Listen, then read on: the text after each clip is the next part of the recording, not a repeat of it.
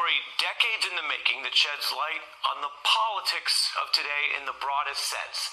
Now, I've been working on parts of this for the last few weeks, and I believe it will interest you a lot. It begins as a story of crime and drugs, politics and fashion in 1970s Harlem, with shootouts, dice games, and a drug epidemic that sparked a national crackdown in policing. On the streets of New York, it's called crack, and the deals go down quickly.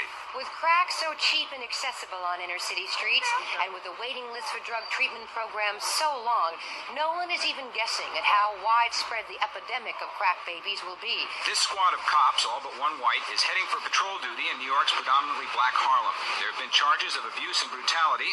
The U.S. murder rate hit an all-time high back then in 1980. New York was ground zero.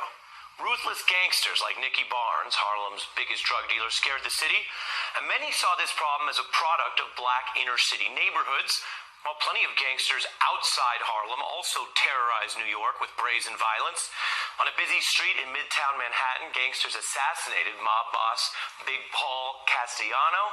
Drug and gang violence was rampant, and New Yorkers like Donald Trump called for a crackdown as law and order became a national political mantra.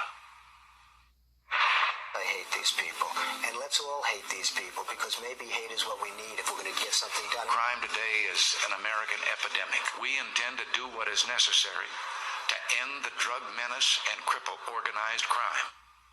Politics shapes policy, and there were new laws for the war on drugs, waged largely against poor and minorities. And this was the environment that raised this man. Daniel Day, born in Harlem in 1944, he did what many young men did to survive, hustling, gambling, finding ways to make money underground. And while so many of his peers were cut down by drugs or violence or prison, Day not only survived, he thrived by building the persona Dapper Dan. First as one of the best-dressed hustlers in Harlem, then as a fur salesman, then turning himself into the fashion icon he is today, originating a luxury style that fashion companies were not offering. Top houses like Louis Vuitton and Gucci did not cater to Harlem's black community. Dan saw a market opportunity. His peers prized luxury brands that these companies didn't even sell as clothes.